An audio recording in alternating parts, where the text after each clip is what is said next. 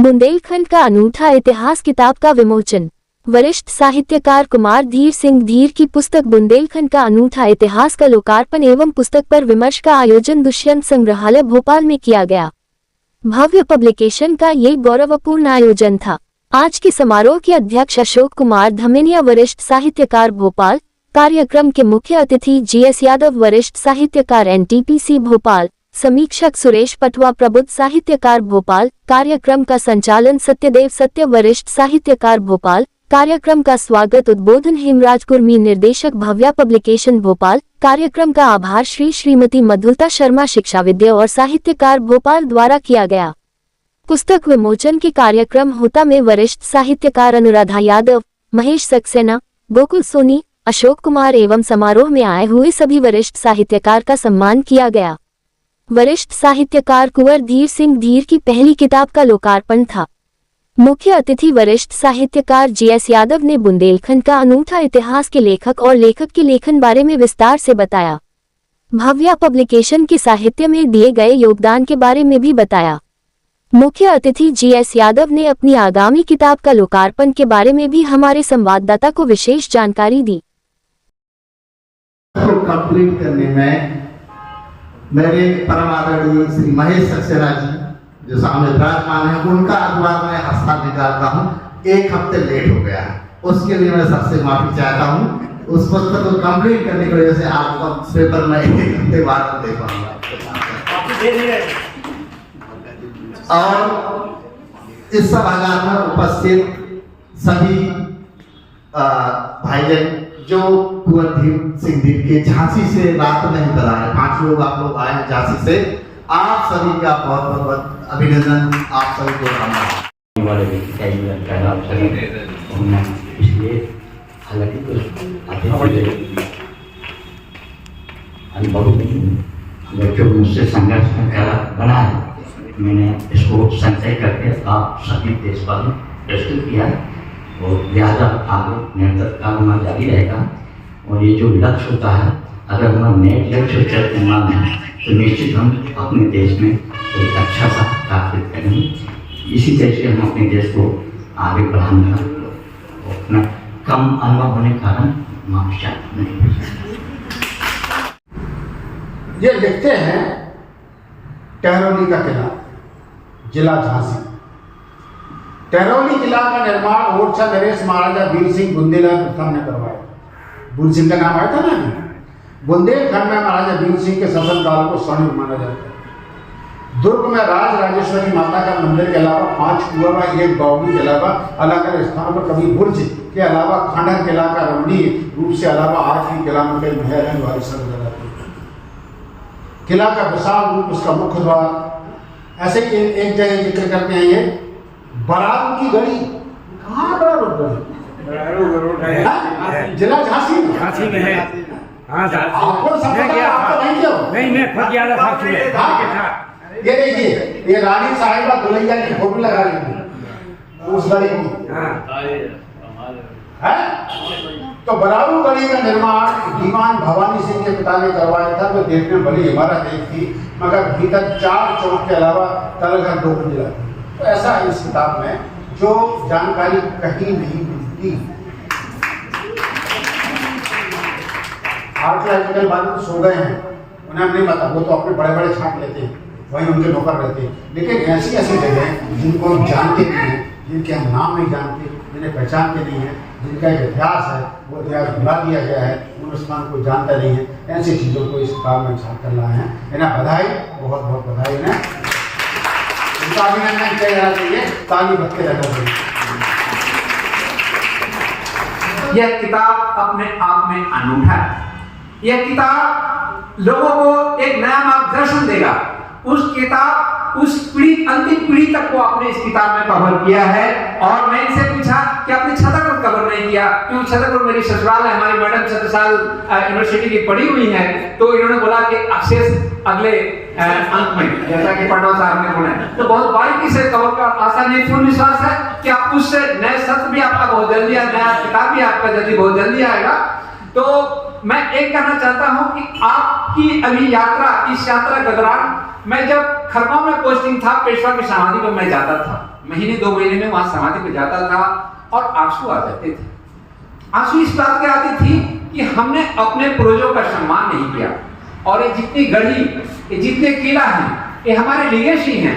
यदि उनका सही ढंग से हम संरक्षण करें, सही ढंग से उसको सम्मान दें, सही मौके से वहां के लोगों को आश्रित करें, तो आज भी ये हमारे लिए एक मार्गदर्शन के काम करेंगे, हमें उद्वेलित करेंगे कि हमारा पास्ट बहुत गौरवशाली रहा है, हमारा वर्तमान अभी हम विश्व के डेवलप कंट्री की तरफ बढ़ रहे हैं और फ्यूचर यदि विश्व का नीत है तो हमारे भारत में है, हमारे सनातन धर्म में है। और इस किताबों का इस किताब में आपने समझने की कोशिश की है। तो मैं आपसे आर्ग्यू करूंगा कि ये जो हमारे लीगेसी हैं, किला हुए या उसके गढ़ी हुए, इसको कैसे हम संरक्षित करें, लोगों को कैसे उसकी तरफ उद्वेलित करें कि वो आए और अपने पास्ट को, अपने गौरवशाली इतिहास को देखें, अपनी वीरता को, अपने गौरव को याद करें और उस याद में हम भारत को फिर उस विश्व गुरु के मस्तक में ले जाएं। हम अपने सनातनी धर्म को, जो पूरा विश्व देख रहा है कि यदि समरसता, समभाव, गोल्डन पंच यदि है तो हम सनातनियों के पास है और हम विश्व को नया दिखाएंगे। इस इतिहास के साथ आप इस भाव को रिपोर्ट करने की कोशिश की है और आपने इसको जिया है, आप पगडंडी में चल करके, और आप इस विपन्नता के साथ आपने किया है कि चाय की दुकान से भी किताब लिखी जा सकती है। आपसे जब पहले मिला था तो इन्होंने से हमने आपसे बोला था कि आपको मैं छोड़ दूंगा, मैं गाड़ी से आया हूँ। बोले नहीं नहीं नहीं नहीं नहीं नहीं नहीं, क्या बात है, मैं अपनी मुसीबतें किसी को नहीं दूंगा, मैं अपनी मुसीबतें किसी को नहीं दूंगा और मुसीबतें किसी को दे नहीं रहे हैं, बल्कि मुसीबतें हरने का काम कर रहे हैं। गांव-गांव में गरीब बच्चियों को एक अपने जो संसाधन इनसे उसका है उनको सहयोग करते हैं, उनको आगे बढ़ाने का काम करते हैं। तो आपको इतिहास ये लिखते हैं, आप एक व्यक्तिगत जीवन में एक नया इतिहास लिखते हैं, आप अपने इतिहास लिखने में कामयाब रहें, हमारी शुभकामनाएं हैं। और आपको मैं एक और आश्वस्त करता हूं कि मैं यहाँ एडमिनिस्ट्रेटिव लाइब्रेरी में मेंबर हूँ, जाता रहा हूँ, बुंदेलखंड का इतिहास भी है, भोपाल के 4-5 लेखक का इतिहास है, मैं अलग से पढ़ता हूँ। तो आपकी कृति वहां पहुंचे, वहां पर बड़े बड़े अधिकारी पॉलिसी मेकर आते हैं, आपकी किताब से लेसन लें और बुंदेलखंड को नए तरीके से देखें और समझें और अपनी तरह सफलता के आयाम को आगे बढ़ते रहें। हमारी शुभ किसी भी कृति की समीक्षा से उसका मूल्य और विस्तार दोनों बढ़ते हैं। आज प्रख्यात साहित्यकार एवं सशक्त समीक्षक आदरणीय श्री सुरेश पटवा जी ने जिस सूक्ष्मता, संवेदनशीलता और विद्वत्तापूर्ण दृष्टि से इस कृति की समीक्षा की वह वास्तव में प्रशंसनीय है। साहित्य के विविध विधाओं में उनकी व्यापक अध्ययनशीलता और कृति की आत्मा, परंपरा तथा ऐतिहासिक चेतना तक पहुंचने की उनकी विश्लेषण क्षमता ने इस आयोजन को और भी अधिक गरिमामय बना दिया। मैं उनके प्रति अपना हार्दिक आभार व्यक्त करती हूँ। शब्दों के जादूगर श्री सत्यदेव जी सत्य का शिष्य सदा हुआ और प्रभावित संचालन पूरे कार्यक्रम को सौम्यता, अनुशासन और रसात्मकता से स्पर्श करता रहा। मैं उनके प्रति भी हृदय से अपना आभार प्रकट करती हूँ।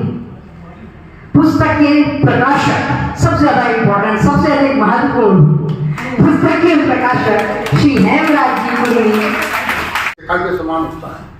इसमें हर चीज शुभ होना चाहिए, हर चीज शुभ होती है, शुभ लाभ के लोग आकांक्षी रहते हैं और उसको शुभकामनाएं देते हैं। और ऐसी स्थिति में आज के इस अवसर पर लेखक श्री धीर जी को, मैं उनको और उनकी बुंदेलखंड का इतिहास कृति को मैं हार्दिक बधाई और शुभकामनाएं। इस कृति में जैसा कि पटवा जी ने भी कहा था, 33 किले, गढ़ और गढ़ियों की जानकारी दी है। यह पुस्तक इस मामले में अनुपम है कि अच्छे खासे बुंदेलखंड में रहने वाले 5 व्यक्ति से आप पूछ लीजिए, क्या उसे 33 गढ़ और गढ़ियों की जानकारी है? बिल्कुल नहीं है। तो इतिहास की पूरी जानकारी होते हुए ना भी इसमें वो जानकारी है जो किसी भी पाठक के हाथ से पुस्तक जाएगी तो पढ़ने के लिए प्रेरित होगा कि इस गढ़ी के बारे में क्या लिखा, इसका मैंने आज तक कुछ नहीं सुना। इतिहास बुंदेलखंड का बहुत सारे साहित्यकारों द्वारा लिखा जा चुका है। डॉक्टर बुंदेललाल बल्लाल वर्मा द्वारा झांसी माँ झांसी की रानी लक्ष्मीबाई लिखा गया है। खड़गपुरलाल का इतिहास लिखा हुआ है। गोरेलाल तिवारी जी के द्वारा बुंदेलखंड का संक्षिप्त इतिहास लिखा गया है। अमृता प्रसाद जी के द्वारा बुंदेलखंड और चित्रावली लिखी गई है। आशा कहने का अर्थ यह है कि बुंदेलखंड के ऊपर बहुत सारे रचनाकारों साहित्यकारों ने इतिहास लिखा हुआ है और आज की तारीख में भी साहित्यकार लेखक बुंदेलखंड का इतिहास लिख रहे हैं और पुस्तकें निकाल रहे हैं। ओरछा, ये कहा जाता है कि बुंदेलखंड का सबसे ज्यादा जो विकास हुआ था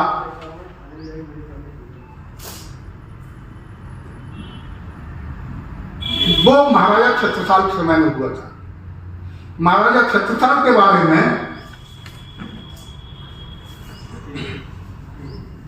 महाराजा छत्रसाल के समय में जो प्रदेश की आपके सामने प्रस्तुत करते हैं कि आज दिन सोने को महाराज, कि आज दिन सोने को महाराज, सोने को दिन और सोने की रात, सोने को दिन और सोने की रात, सोने के कुंवरे भराओ महाराज, सोने के कुंवरे भराओ महाराज, कि आज दिन सोने को महाराज, सोने को दिन और सोने की रात, सोने को दिन और सोने की रात, सोने के सब दिन और महाराज, आज दिन सोने को महाराज। ये पंक्तियां बहुत पहले गुनगुनाई और अपने भाभी काकी और मामी दादी को ही सुनी है और कुछ स्मृति में थी तो लगा कि नहीं गुनगुनाना चाहिए, क्योंकि मैं नौगांव से या छतरपुर से लिगौरा से क्या संयोग था, बुंदेलखंड जैसे यहीं पर आज विराजमान, तो मैं अपने आप को बड़ा गौरवशाली, बड़ा भाग्यशाली समझती हूँ कि मैं नहीं आने वाली थी इस प्रोग्राम में, पर पता नहीं क्यों कदम अनायास ही इस तरफ बढ़ चली कि नहीं जाना चाहिए। और सर ने वहाँ लिखा कि जैसे ही प्रथम वर्ष पृष्ठ खोला उसमें लिखा महोबा, तो मेरी ससुराल महोबा चरखारी है, हम चरखारी के रहने वाले हैं और नायक है वहाँ से, और एक जॉइंट फैमिली में है, पूरे संयुक्त परिवार के साथ रहते हैं, 20-22 लोगों का हमारा परिवार एक छत के नीचे, और सबके बीच में एक ही चूल्हा जलता है। सबसे बड़ी विशेषता जो है कि आज भी पढ़े लिखे समाज में होने के बाद भी हमारे घर में थोड़ा घूंघट प्रथा चलती है, बड़े जेठ का ससुर का क्या आदर सम्मान है। बाहर है तो ठीक है, अपनी जॉब में है, लेकिन घर में है तो साधारण एक बहू की भूमिका। और आज बहुत बहुत अच्छा लगा, सब अपनों से मिल गया, ऐसा लगा पूरा मायका मिल गया। बहुत बहुत अच्छा लगा आप सबको देखकर भी, आप लोगों को हमको ऐसे लगा हमारे मायके से हमारे भाई, हमारे काका, बाबा सब आए, हमारे दादाजी बिल्कुल आप जैसी इसी तरह। बहुत बहुत अच्छा लगा, थैंक यू सो मच, इतनी अच्छी आयोजन में आमंत्रित करने के लिए, थैंक यू सो मच। मेरा नाम GS यादव, वर्तमान में मैं रिटायरमेंट के बाद साहित्य सृजन में व्यस्त हूँ और सामाजिक कार्यों से जुड़ा हुआ हूँ, और इससे मुझे काफ़ी सुखद अनुभव होता है। अपने जो जीवन में अधूरी इच्छाएं थी पर जीवन के आपाधापी में धूमिल हो रही थी, रिटायरमेंट के बाद मुझे बहुत ही अच्छा लग रहा है सृजन कार्यों से, लोगों से जुड़ने से, और लगता है कि समाज को सृजन की सार्थकता तभी है जब हम व्यवहारिक रूप में लाएँ, और इसी प्रयास में है कैसे सृजनता को जन जन तक पहुँचाएँ और उसमें कुछ कारगर कुछ ऐसा कर गुजरें जिससे कि हम अपने आने वाले पीढ़ियों के लिए विरासत के रूप में दे सकें। इसी काम में व्यस्त हैं। बुंदेलखंड का अनूठा इतिहास आपने आज मुख्य अतिथि के रूप में यहाँ शिरकत की, कैसा लगा और इस पुस्तक के बारे में क्या विचार? जैसा कि किताब का नाम है बुंदेलखंड का अनूठा इतिहास। इतिहास तो हम सब बहुत कुछ पढ़ते हैं, बुंदेलखंड हम केवल बुंदेलों तक सीमित रह जाते हैं। महारानी लक्ष्मीबाई को हम सब जानते हैं, पर इस किताब की विशेषता रही है कि लेखक ने उन छोटे छोटे गढ़ियों को भी खोज निकाला है, जिन गढ़ियों से मिल कर के किला के प्राचीर तक राजा महाराजाओं के पहुंच रहती थी। और दूसरी इसमें खासियत बात ये रही कि इन्होंने सतयुग से लेकर के द्वापर पीरियड तक के धरोहर को भी कैप्चर किया है और यह इंगित किया है कि परिवर्तन ही सत्य है।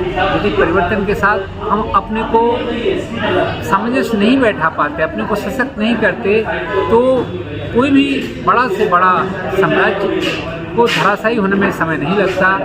तो इन्होंने जो बुंदेलखंड की वीरता, ओज, सौंदर्य के साथ साथ एक बहुत ही सावधानी पूर्वक चेतना इंगित किया है कि हमको सतत आगे बढ़ते रहना है और समाज की इकाई के निम्नतम स्तर, जैसे कि राज रजवाड़ों को उन्होंने बताया कि गढ़ी क्या होती थी, छोटे छोटे जमींदारों की इकाई हुआ करती थी जो कि वहाँ के लोगों को से संसाधनों को एकत्रित करके राजा तक पहुँचाते थे।